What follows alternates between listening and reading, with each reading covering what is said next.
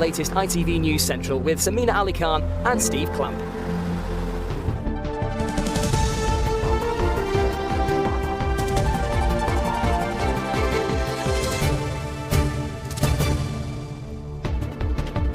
Hello and welcome to ITV News Central. On the programme tonight, 500 jobs to go at JLR after a slump in sales and tariff trouble. Dudley Council is warned to tighten up its finances by the government after being accused of spending on jollies to the French Riviera. What we see is, on the one hand, citizens of our borough being impacted on the services that they have, yet politicians putting on their shorts, putting on their sunglasses and disappearing to the joys of France. Could early screening have stopped a baby from Warwickshire developing life-changing disabilities? 4 months, you sort of think, that doesn't really sound like a long time, but for him, every second matters, every single second.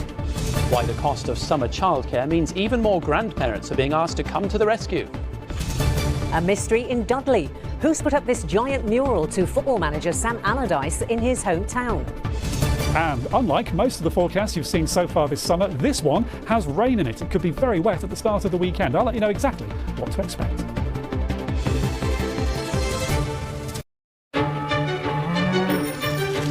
Around here, we're rather fond of tradition.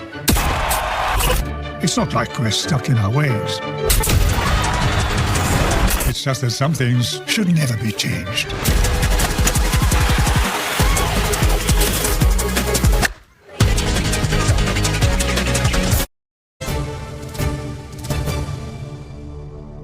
Good evening.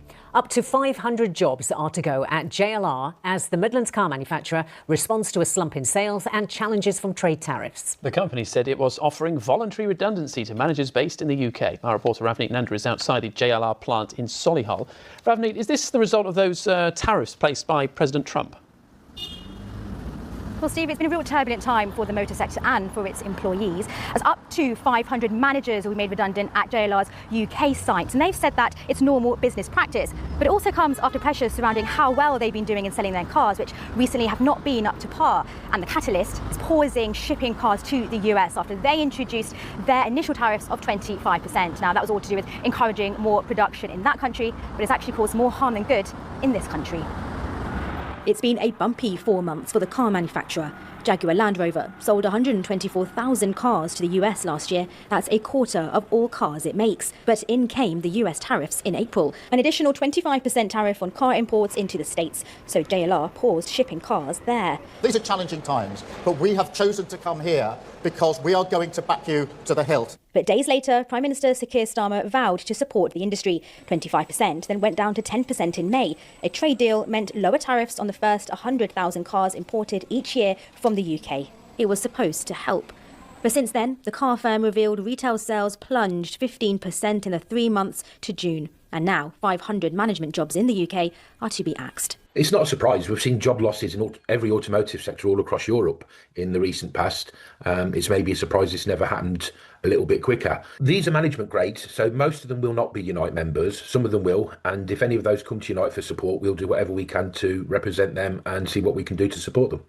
JLR says it's voluntary redundancy. They said, "We are grateful to the government for delivering at speed the new UK-US trade deal, which gives us the confidence to invest £3.5 billion per annum to realise our strategy, which is delivering."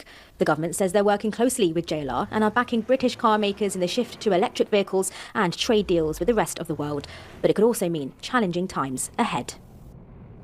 So, Ravneet, what does this mean for the future of JLR?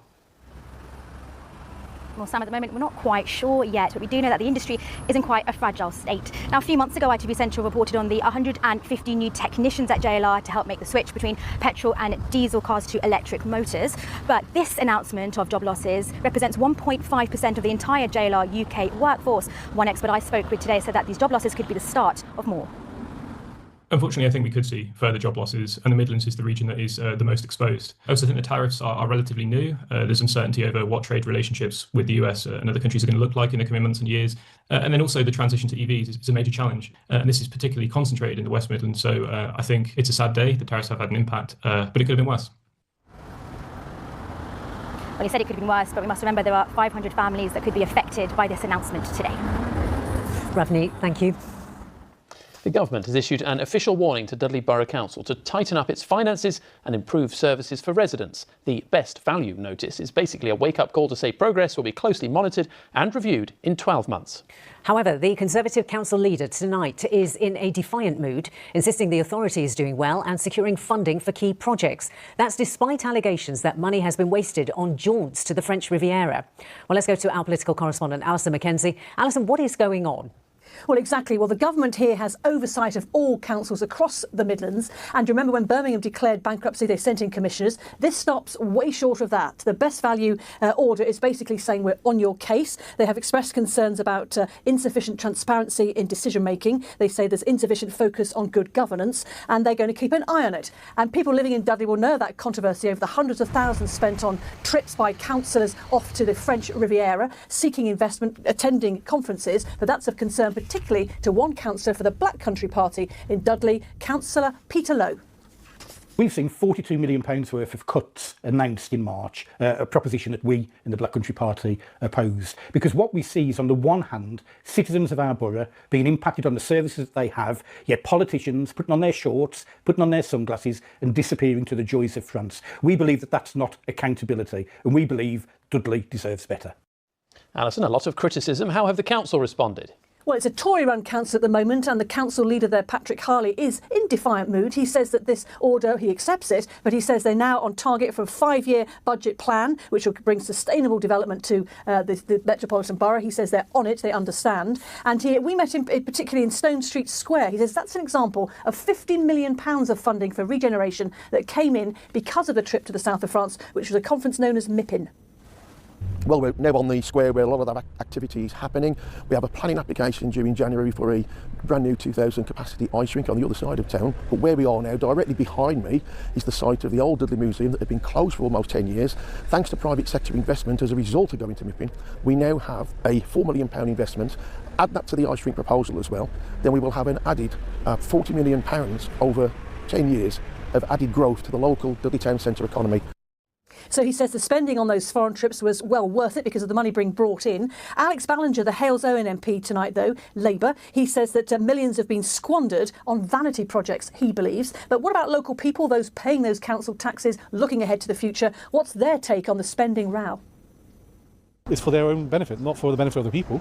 Ask anybody in this high street how they feel, they will all say it's disgraceful. I think it's absolutely ridiculous, ludicrous. That's my view on it. It's a lot of money. It's a lot of money out of our rates. But at the same time, if it brought in £1 million of the business, I suppose it's not a bad return. I don't think it's a very good use of council taxpayers' money. I think it'd be far better if they reduced the car parking charges. £1.80 for an hour? It's not really a good use of money. It's important to stay on top of your game. That's why Betway offers a range of safer gambling tools to help you out. You can set limits to help with budgeting. Or keep an eye on the time with session reminders. Even I apply the brakes sometimes, and with Betway, you have the power to take a break whenever you like. Stay on top of your game with Betway's safer gambling tools. And always, bet the responsible way. 18 plus. BeGambleAware.org.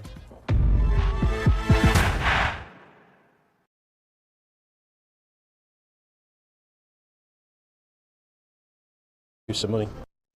Well, the government's saying that the best value order is for the good of the borough. They say going forward they understand the pressures that all councils are under. They'll have a dialogue with the local government association. It's the government saying we're on your side. But of course, they have to accept it. The council leader keen to prove that he's a good council leader with good projects that people will value. Alison, thank you. A man who used a machete to attack another man, causing him to lose one of his hands and severely injuring the other, has been jailed for 11 years. Ryan Hancock chased his victim on an e-bike before waving the weapon at him in William McKee Close in Coventry in September last year. The victim raised his hands to protect himself and was hit with the machete. Well, meanwhile, the Police and Crime Commissioner for the West Midlands wants officers to be able to destroy seized e-bikes and e-scooters used to commit crime and antisocial behaviour after 1 week instead of 2. Simon Foster submitted a proposal for changes to the law, saying the vehicles are both dangerous and intimidating. He said the changes would reduce storage costs and act as a deterrent. The mother of a baby who has a rare genetic condition says her son would have avoided most of the disabilities he faces if he had been screened for the disease at birth. By the time Chester Raboni from Bishop's Tatchbrook in Warwickshire was diagnosed with SMA at 4 months, it had caused lifelong muscle wastage that would mean he could never walk. The condition is screened for in other countries, something that campaigners say could change lives if it were introduced here. Our health correspondent Hannah Beshley reports. Matilda dotes on her baby brother, but the two siblings have very different challenges in life. 11-month-old Chester has a rare genetic disease that causes muscle wastage. He has regular visits from the community nurse to his home in Warwickshire, has to be fed through a tube, and it's unknown if he'll ever walk. He is on some medication that sort of stops it where it is from getting worse, but it will never grow back what he's already lost. He has to have a ventilator on at night. He has to have help managing secretions, which is sort of, you know, if you were to cough, the sort of stuff that you get off your chest yourself. Because he doesn't have those muscles, we have to assist him to do that, and we will continue to do so. Casey had concerns that Chester had medical problems shortly after birth, but it took her 4 months to get the diagnosis of spinal muscular atrophy, or SMA. That 4-month delay in treatment will impact Chester's life forever. He could have gone on to live a typical life. I don't like the word normal, because what is normal? But he probably wouldn't have had to have an NG tube to be fed, because the medication that he's on probably would have, again, stopped that progressing more. So, like, if we would have known when he was born, he could have immediately gone on to this medication and everything would have been stopped in its tracks. 4 months, you sort of think that doesn't really sound like a long time, but for him, every second matters, every single second. That's why Casey's joining the SMA UK charity in calling for the disease to be screened for at birth. Like all babies, Chester was screened for a range of conditions as a newborn, but SMA wasn't one of them. If a baby is tested and a diagnosis is confirmed for SMA, there are various treatment options available, and those treatments can be provided in the first couple of weeks. The outcomes for those children that have early intervention, they could follow normal development pathways and essentially grow up not demonstrating any of these symptoms. Many other European countries already include the test, which costs around £5 a child. The government says the UK National Screening Committee has recommended a large-scale study to gather further evidence about screening for SMA in newborns, and that they are working closely with families and campaigners. But the charity SMA UK says for them the evidence is clear. We have all the tools at our disposal. We've got the clinician expertise, we have an infrastructure in the UK to test, we have pathways to be able to treat, and we can change this disease forever. And I think that's the key point. We can change it forever. It will be a very, very different landscape for anyone born once newborn screening is introduced. A landscape that Casey cannot change for Chester, but wants to help change for others. Hannah Bechley, ITV News, Warwickshire. Affordable childcare, especially over the long summer holidays, can be very challenging for many parents. And often it is grandparents who step in to help their families. One grandmother in Stoke-on-Trent said her daughter would have to give up work if she couldn't help out. But grandparents are often still working themselves and say they have to juggle other commitments. So how can they strike the right balance? Lauren Hall has been finding out. It's when school's out that many grandparents step in to help with childcare. Like Hayley Hall from Stoke-on-Trent in Staffordshire. She often looks after her grandson Jasper and will be seeing even more of him over the summer. So more or less every day, all week for the 6 weeks holiday. Basically, money is quite tight at the moment. I'm not working through ill health, so it's just an ideal opportunity through the summer holidays to take care of my grandson whilst he's not at school. It's often the case that parents turn to their parents to save on the cost of formal childcare. Figures out today show the average cost of holiday clubs in our part of the Midlands is nearly £170 a week, while childminders here charge a weekly average of well over £200. It may explain why grandparents look after their grandchildren for an average of 2.5 weeks in the summer holidays.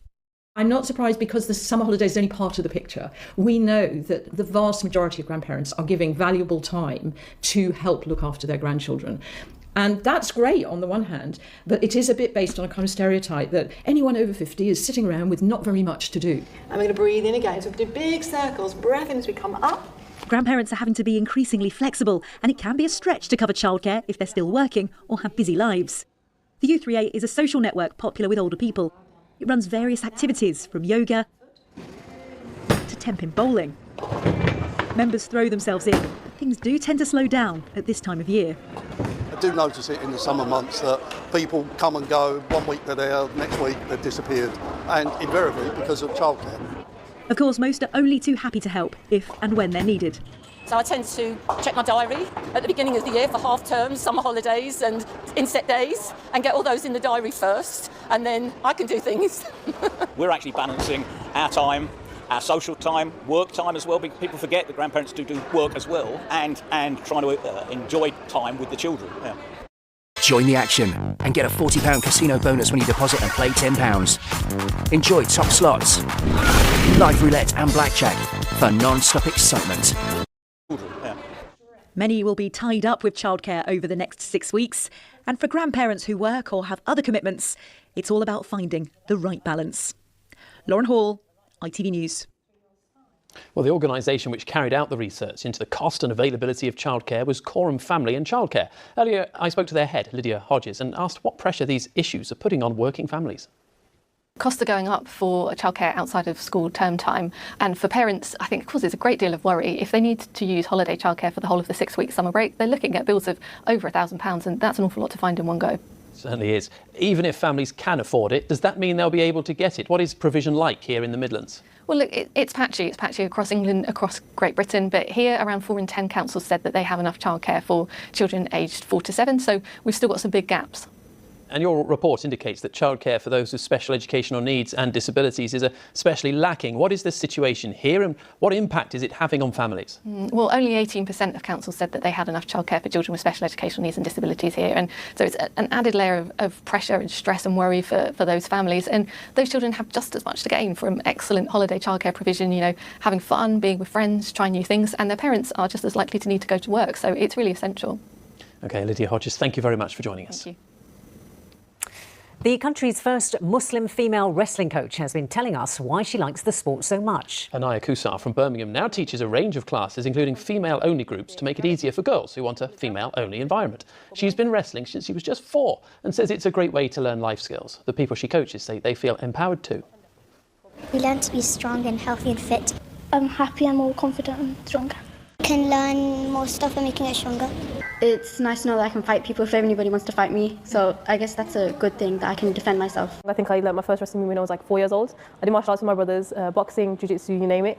Everything was a fighting ring at home basically. You never know when you're going to get attacked. So I think I always enjoyed it. I've always been into sports. Something about wrestling really stood out. I think I really enjoyed it, and I love teaching children. I think I love, you know, having them run up to me, be like, want to learn from me and things like that. I think it's something that really fulfills me.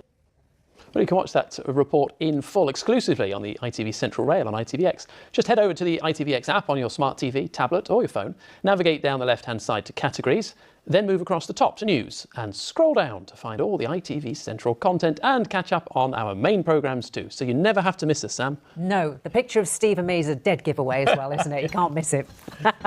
Now, the iconic Flying Scotsman train has arrived at the Severn Valley Railway ahead of its official journey next week. Well, the famous locomotive will visit the line between Bridgnorth, Shropshire and Kidderminster to celebrate the Heritage Railway's full reopening after a landslip in January forced the northern part of the railway to close.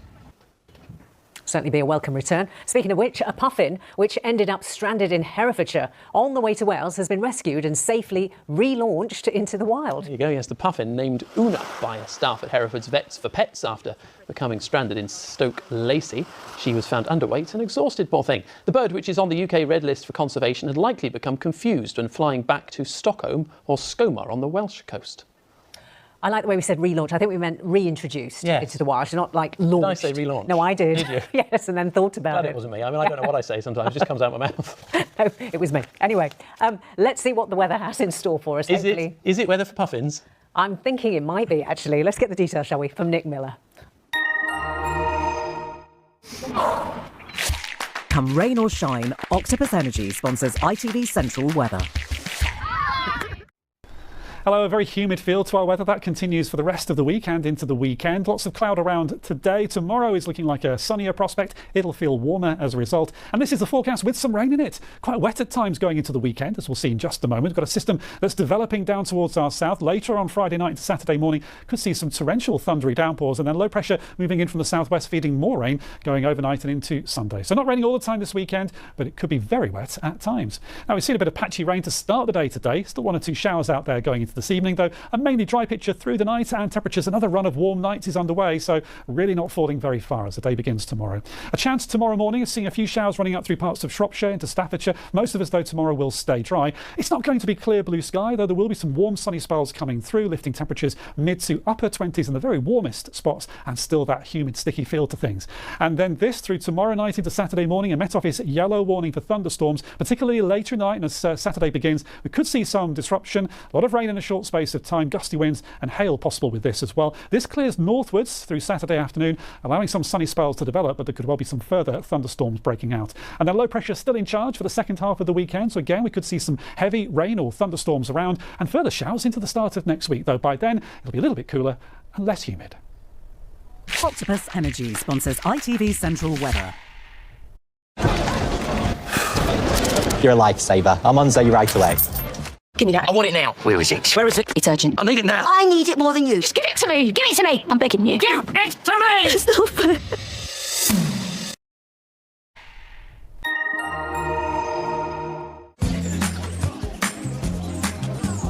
Making the most of summer. Piri sponsors ITV Pollen Count. Pollen levels have certainly eased off since last weekend. They were now moderate for tomorrow into this weekend. Of course, a bit of rain in the forecast might help things too. Most of this now is weed pollen. Enjoy your evening. Yes, whatever you're up to, take your brolly with you this weekend. You're going to need it. Well, finally this evening, there's a mystery in Dudley tonight over who's behind a giant mural. Yes, whatever you're up to, take your brolly with you this weekend. You're going to need it. Well, finally this evening, there's a mystery in Dudley tonight over who's behind a giant mural that's appeared on a wall there, and it's of former England manager Sam Allardyce. Now, it is about 10 feet tall and appears to have been printed and stuck to the wall rather than painted on it. Well, it shows Allardyce, who was born in the borough, enjoying a bag of those famous Black Country orange chips. Now, we've given Big Sam a call to find out what he makes of it, and we are pleased to report he finds it hilarious that he was being celebrated in his hometown. I can't confirm if he's actually having a bag of orange chips or not, though, tonight. I've learnt two things. Go on. One, our producer Matt is now desperate for some orange chips because he's not had them for a while, and that you've not had orange chips. No, but you were explaining about them being orange because of the batter. Yeah. So, and now, me, like everybody else in the studios, really wants a bag of chips. So they are so good. I imagine they're probably not very good for you, but they are so tasty. Enjoy them if you're having them for tea, but from all of us here, have a nice evening. Bye-bye. Bye-bye.